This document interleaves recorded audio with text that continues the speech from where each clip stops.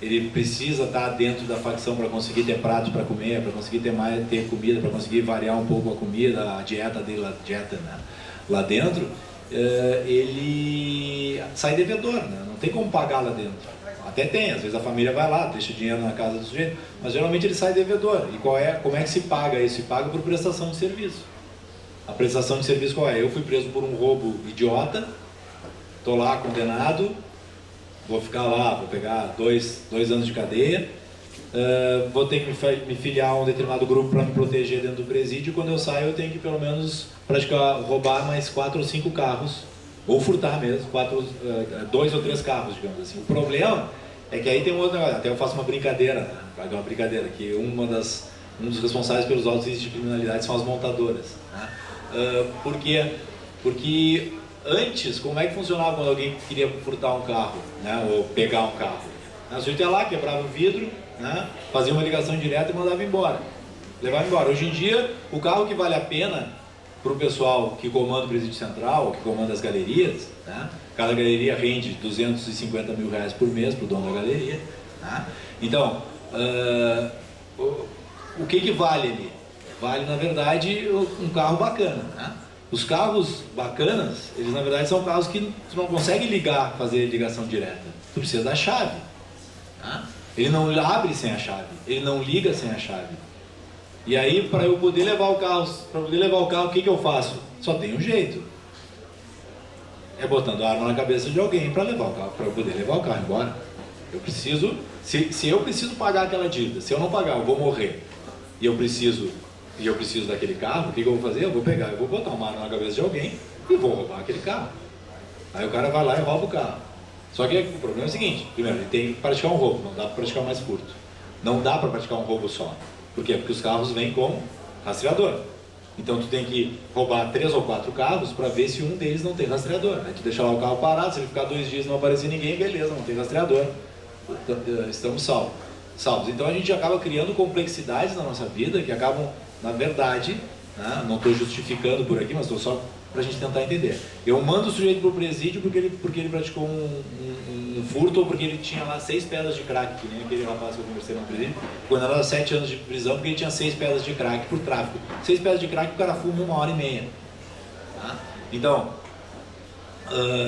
aí o sujeito vai para o presídio central, ele entra no presídio central, ele tem que fazer parte ele tem que se proteger dentro do presídio central, passa a dever. Quando ele sai, ele tem que obter 5 carros. Como é que ele vai obter? Furtando não dá, ele vai ter que roubar. Ele vai ter que botar uma arma, vai ter que conseguir uma arma, vai ter que botar uma arma na cabeça de alguém. Não basta roubar um, ele vai ter que roubar 5. Lá pelas tantas ele vai ter uma situação de conflito com uma dessas vítimas. E aí lá pelas tantas ele vai dar um tiro numa dessas vítimas, a vítima vai morrer. Ele vai ter uma morte aqui fora, porque nós condenamos um cara a uma pena de prisão porque ele estava fumando 6 pedras de crack. Então a consequência daquela primeira condena, a morte não é a consequência do roubo, não é a consequência só da violência que aquela pessoa pratica para obter o bem. A morte ela é consequência de um ato impensado nosso, ou não refletido nosso, de mandar para a cadeia pessoas que não precisariam inicialmente estar na cadeia. Então eu inviabilizo o sistema e eu acabo inviabilizando a nossa vida aqui fora. Esse é o principal problema, né? Quer dizer, a recuperação, eu não acredito em recuperação nem em presídio de 5 estrelas. Quer dizer, eu acho que a pessoa está lá, ela vai ser afastada do convívio social, eu acho que não é uma questão de recuperação. Para mim eu acho muito autoritário falar em recuperação. Eu estou negando as realidades e aquilo que a pessoa acredita quando eu estou falando em recuperação. E outros, tem pessoas que praticam crimes porque efetivamente gostam de praticar crimes, são pessoas que possuem uma maldade maior, de crueldade, enfim, isso a gente não pode negar. Agora, estabelecer como regra a prisão, eu acho um grande equívoco, que é um equívoco que a gente está pagando a pena disso. E é justamente o aumento da violência externa, sem dúvida nenhuma, né? Um recrudescimento nas relações sociais, um afastamento entre as pessoas, né? Uma ausência de convívio social entre as pessoas, de dar o alô, o bom dia, né? O cara que vem te pedir na janela do teu carro, tu já nem olha, tu bota o carro pra frente achando que ele vai botar uma arma na tua cabeça, né? Tá lá o gurizinho pedindo um McDonald's pra ti na fila do McDonald's, tu diz que não vai dar pro menino, embora tu possa dar naquele momento, não tô dizendo que tem que dar, né? Enfim, eu acho que a gente tem que pelo menos conversar com as pessoas, a gente tem que tentar romper com essa separação que se criou na sociedade. Esse é o principal problema para mim hoje da nossa sociedade. A gente não se conversa, a gente briga. Principalmente no nosso estado, né? O estado que mais tem ações judiciais no Brasil. É mais fácil a gente brigar do que... sei lá o sujeito está me devendo aluguel há 7 meses. O que eu faço? Contrato o advogado, eu estou gastando de despejo. Por que eu não telefono para o sujeito e pergunto, vem cá, está com algum problema? Por que tu não vai me pagar? Isso acontece no dia a dia. Então, quer dizer, o sujeito caiu na loja aqui, escorregou e se machucou, ele vai entrar direto com uma ação lá, dando moral, dando material, porque caiu, escorregou, não vai conversar com o pessoal da loja. Tudo virou processo, porque tudo virou briga. E a gente briga no trânsito, a gente briga no dia a dia, a gente briga no bom dia, a gente dá bom dia brigando. A gente pega o táxi, eu sou extremamente crítico com o taxista, tenho um problema grave com o taxista. Eu volta e meia, eu acabo me estressando com o taxista, né?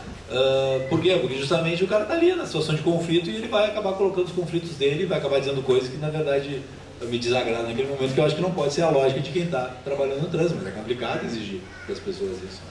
Mas eu acho que a questão é muito mais profunda do que dar o enfrentamento. Claro, a gente tem que buscar o enfrentamento. Qual é o enfrentamento, Caminhão? Ainda não sei. Mas eu acho que tem que se buscar algumas formas, tem que se buscar formas anteriores à prisão. Né? A gente tem que buscar formas sociais de cumprimento de pena, formas de... a gente não aproveita isso, o direito é um ambiente extremamente fechado dentro de uma caixa e muito pouco criativo, né? Então a gente não utiliza... Tinha um juiz no Rio de Janeiro, chamado Dr. Eliezer, e ele aplicava sentenças em total arrepio da lei. Mas as sentenças do cara funcionavam. Né? Ele teve um processo lá uma vez que era um desacato, justamente era um sujeito que tinha desacatado um guarda de trânsito no Rio de Janeiro, às 6 da tarde, numa avenida extremamente complicada, e que o trânsito era extremamente complicado. A pena que ele impôs ao sujeito foi de ficar um dia lá, 5 horas, do lado do sujeito que tinha que cuidar do trânsito. Pronto. O cara aprendeu a dificuldade que aquela pessoa dava. Ou seja, colocar-se na posição do outro. Essa é a grande dificuldade que a gente tem hoje, se colocar, se enxergar no outro. Que é um pouco que eles fazem, que ele acaba fazendo aqui no livro. Né? Porque justamente ele busca trazer para algo muito próximo, algo que para a sociedade americana na época era distante e era inadequado. Alguém gostaria de fazer mais alguma pergunta? Eu vou fazer uma última aqui então, Felipe, que eu queria na verdade mais é que tu comentasse, acho que é importante a gente refletir junto, né? Sobre a questão das facções, né? As pessoas e a mídia, de uma maneira geral, sempre avaliam o aspecto negativo e, com certeza, né, da opressão, da questão do lucro, mas a gente também vê que a facção vê como também um laço de identificação cultural, de uma região onde ele nasceu, de onde um laço de referência. Então, assim, quando falam para mim da facção, a facção com certeza não é assim, um modelo opressor, um modelo de extorquir, de coagir as famílias.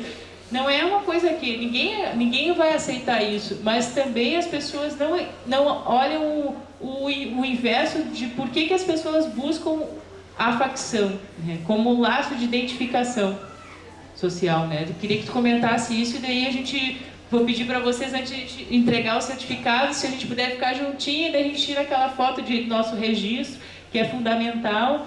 E se tu pudesse falar como é que tu avalia hoje a família daquela propaganda de margarina, né, da diversidade cultural hoje, da aceitação do Estatuto das Famílias hoje, com o modelo que a gente tinha antigamente e hoje a gente está tendo a regulamentação, mas e a aceitação? Será que realmente as pessoas estão aceitando? Porque uma coisa é a gente dizer assim, eu não uso, mas eu vou dar uma suposição, eu sou usuária de maconha, mas as pessoas elas não assumem que o são, né? E acaba acontecendo de que a cultura fica se boicotando muitas vezes, o comportamento se boicota por causa do padrão, de um padrão X de comportamento, e a gente não consegue avançar muitas vezes em tratar questões como essa, como questão de saúde, como uma questão de outros graus que não a criminalidade, né?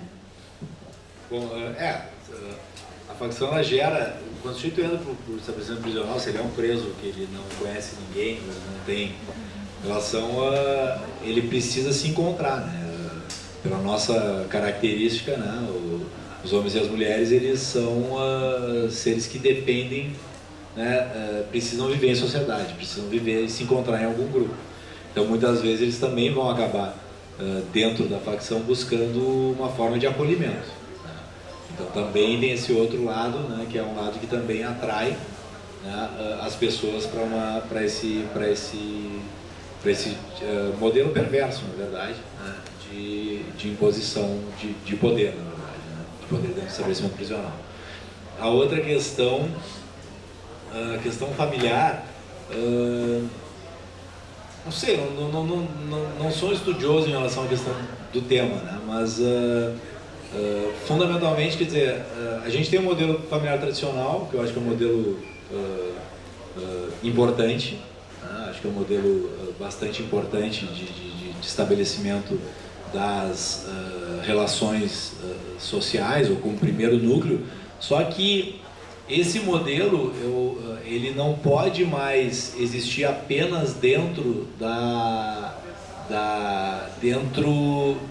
digamos assim, o conteúdo das relações dentro daquele modelo é o que faz a diferença. E não quem são os personagens daquele modelo. Eu acho que isso é o mais importante, né? Justamente porque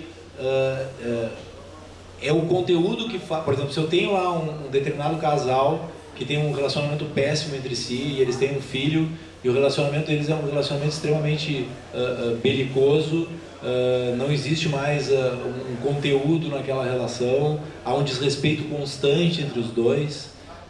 Eu tenho uma família numa fotografia, mas eu não tenho uma família no conteúdo. É o conteúdo das relações que acaba importando, né?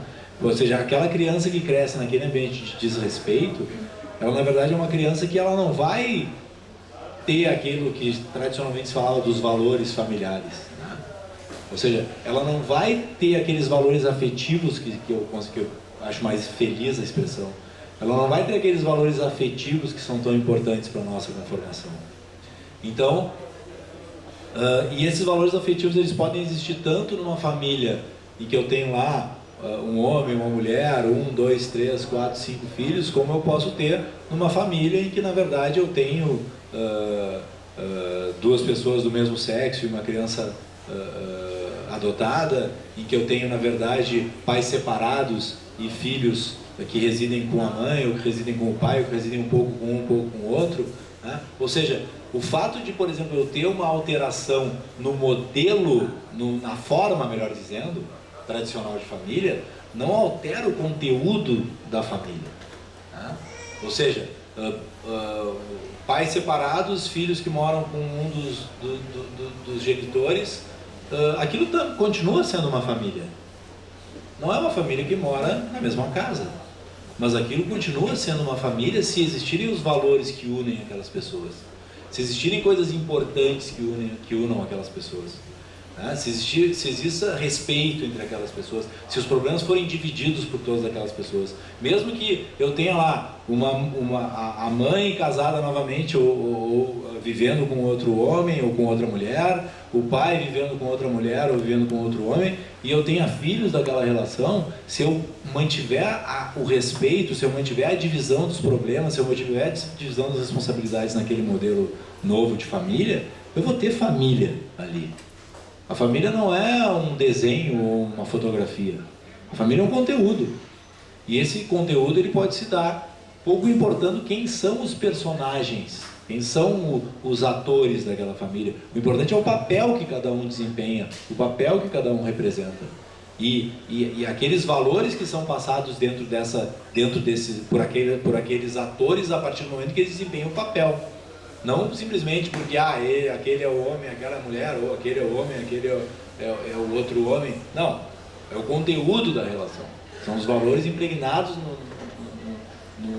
no dia a dia e que se verificam nos atos mais singelos aos mais complexos, que vão dar o conteúdo, digamos assim, dos valores familiares, que são valores importantes, tá? Independente do modelo de família que a gente tiver. Alguém gostaria de fazer mais alguma colocação? Felipe, quero agradecer muito por estar aqui hoje e uma salva de palmas para todo mundo que veio hoje, véspera de início de jogos, e dizer que semana que vem a gente já está postando mais os eventos e esse vídeo vai estar disponível na internet no YouTube.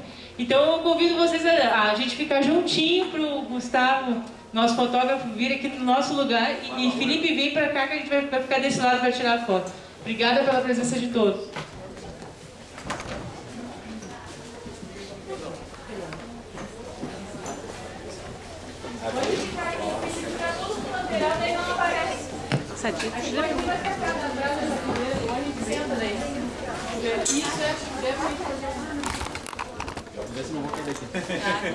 Cuidado, tinha uma cadeira.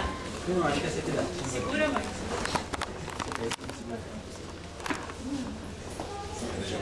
Pessoal, junta mais. Junta aqui no meio, só pra não. Pode fazer um corredorzinho. Aproveitar que tá frio.